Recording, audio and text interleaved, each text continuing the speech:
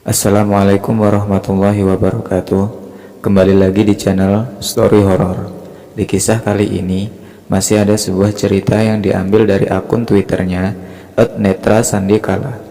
Dan untuk kisah yang akan saya bawakan kali ini yaitu sebuah kisah yang berjudul Pasien Rumah Sakit. Sebelum masuk ke ceritanya, tekan dulu tombol like video ini dan jangan lupa tekan juga tombol subscribe channel ini dan nyalakan juga lonceng notifikasinya agar kalian tidak ketinggalan cerita-cerita baru dari channel ini. Dan bagi teman-teman yang ingin membaca langsung ceritanya, nanti silahkan teman-teman kunjungi saja linknya yang nanti akan saya sertakan di kolom deskripsi video ini. Dan seperti apa untuk kisah kali ini, langsung saja kita simak video berikut ini.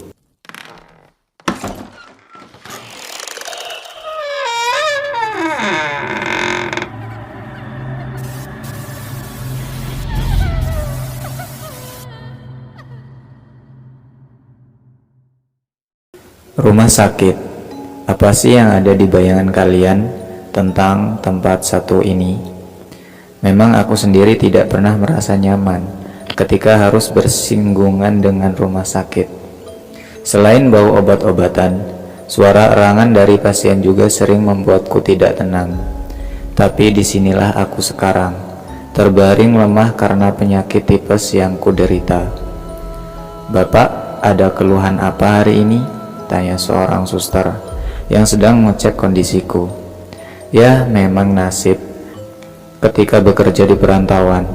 Saat sakit dan harus dirawat inap, tidak ada keluarga yang menunggui. Bukan berarti mereka tidak peduli, akan tetapi jarak yang harus ditempuh terlampau jauh. Alhasil, hanya teman-teman seperjuangan yang mencoba menghibur dengan sesekali menengok dikala mereka memiliki waktu senggang. "Enggak sus, kapan ya saya bisa pulang?" kataku sambil menatap wanita paruh baya dengan wajah keibuan itu. "Nanti setelah kondisinya membaik ya pak, infus sudah saya ganti. Nanti kalau ada apa-apa panggil saja," ucapnya tersenyum. 2 hari sudah aku berada di tempat ini. Memang ketika siang hingga sore hari, suasana rumah sakit terbilang ramai dengan adanya jam kunjungan dan juga aktivitas lainnya. Akan tetapi, ketika jam sudah menunjukkan pukul 10 malam, suasana akan benar-benar terasa berbeda, seolah rumah sakit ini merupakan sebuah bangunan terbengkalai. Kadang suasana yang sunyi terpecahkan dengan suara erangan kesakitan pasien, atau suara obrolan-obrolan kecil dari suster dan dokter yang sedang melewati pintu bangsal. Hanya untuk sekedar informasi saja, bahwa kamar yang kugunakan hanya bisa dipakai maksimal 2 pasien. Awalnya aku hanya seorang diri di kamar inap ini, hingga pada hari kedua aku dirawat, tampak berangkar sebelah mulai dibersihkan dan dirapikan. Benar saja, tidak lama ada seorang pasien yang sudah cukup tua dibawa masuk ke dalam dan dibaringkan di berangkar tersebut. Keadaannya sepertinya tidak cukup baik, tapi aku mencoba untuk tidak menghiraukannya.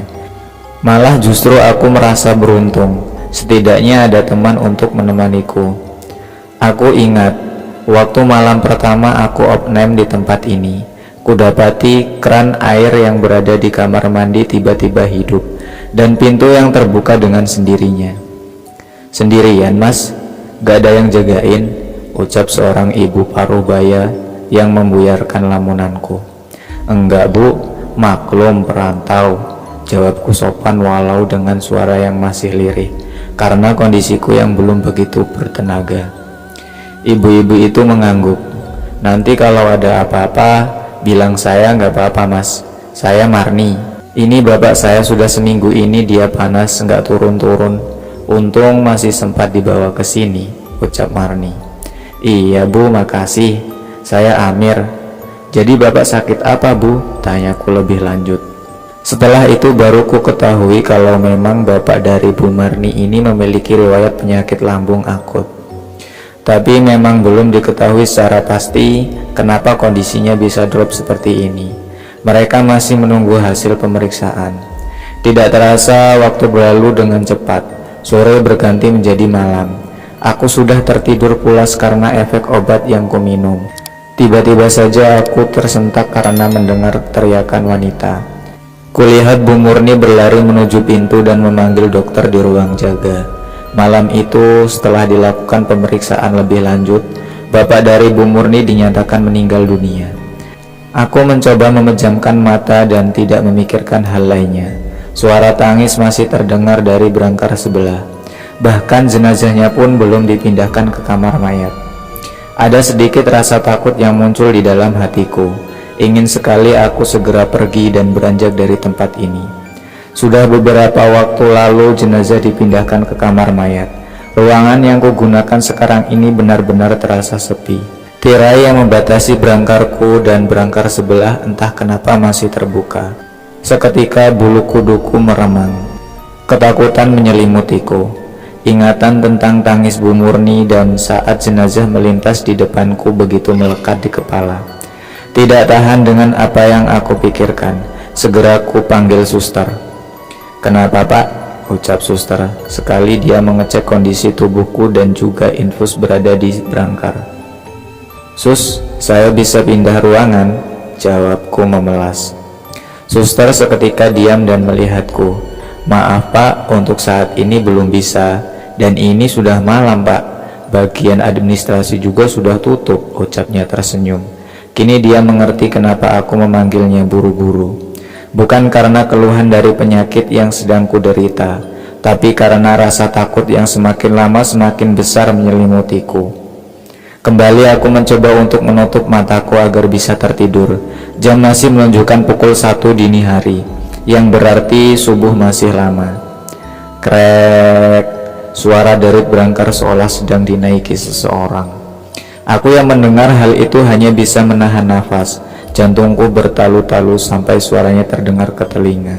Batinku terus berzikir agar apapun yang ada di sebelahku segera pergi. Sudah beberapa waktu aku diam tidak bergerak, tidak berani membuka mata dan memastikan siapa yang sedang menaiki brangkar. Padahal dari tadi aku tidak mendengar pintu terbuka, dan tidak mungkin jika itu adalah angin, karena semua jendela sudah ditutup. Ketika aku sudah mulai tenang, mencoba untuk membuka mata dan melihat ke arah sebelah, tidak ada apapun di sana. Sejenak aku diam dan berpikir mungkin itu hanya halusinasiku saja karena rasa takut yang berlebihan. Aku mencoba bangkit berdiri. Sudah sedari tadi aku menahan ingin buang air kecil. Pelan aku berjalan menuju kamar mandi dengan membawa besi pengait infusku. Baru aku mau membuka pintu kamar mandi, seketika bulu kuduku kembali meremang. Suara itu muncul lagi, seolah ada pasien yang sedang tidur di atasnya.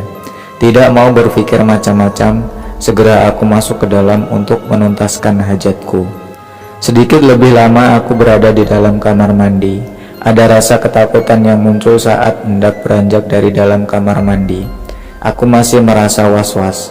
Bagaimana jika nanti saat diriku melewati brangkar itu, ternyata ada sosok kakek-kakek yang kulihat tadi siang. Buru-buru aku membasuh muka dan mencoba menghilangkan pikiran tersebut.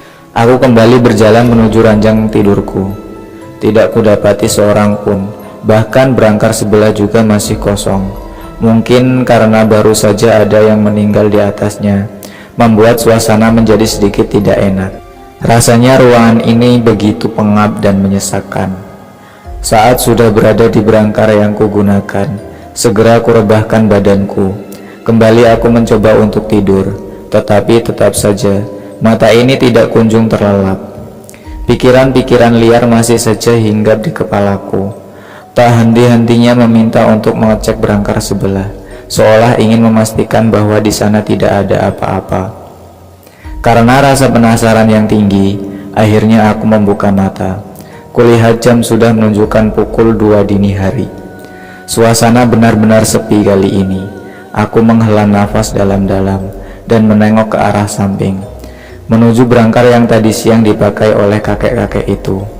Namun sekarang brangkar itu tidak kosong, melainkan ada seseorang yang sedang duduk dengan pandangan kosong menatap ke depan. Aku lalu shock. Aku tidak bisa menggerakkan seujung senti pun badanku. Teriak pun aku tidak mampu. Seolah dia menyadari bahwa aku sedang menatapnya. Pelan-pelan dia menolehkan kepalanya. Dia tersenyum saat melihat ke arahku. Wajah pucatnya begitu mengerikan. Sejurus kemudian, tiba-tiba saja sosok tersebut menghilang. Seketika tubuhku bisa digerakkan. Aku langsung berteriak kencang memanggil suster. Ku ceritakan apa yang terjadi dan meminta untuk pindah kamar saat itu juga. Namun mereka tetap tidak bisa menyediakan tempat tersebut. Hingga dokter memberikan satu tindakan karena aku masih terus bersikukuh dan berbicara dengan nada keras. Takutnya mengganggu pasien lain dan juga keselamatanku. Dokter memberikan entah obat penenang atau obat tidur. Aku pun tidak tahu. Dalam beberapa detik saja rasa kantuk muncul dan aku sudah tidak ingat apa-apa lagi. Aku terbangun keesokan harinya. Ingatan yang muncul tentang kejadian semalam seolah seperti mimpi. Namun saat ku dapati nama pasien yang masih tertera di papan tulis kecil di atas brangkar sebelah, aku tersadar bahwa itu bukan hanya sebatas mimpi belaka. Kembali aku memanggil suster dan meminta untuk pindah kamar. Aku bersikeras, walau harus pindah ke kelas A, aku tidak mempermasalahkan hal tersebut.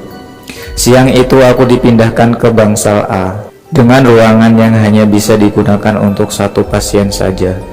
Sedangkan saat malam, aku meminta salah satu teman yang sudah dekat denganku untuk menemani hingga pagi menjelang.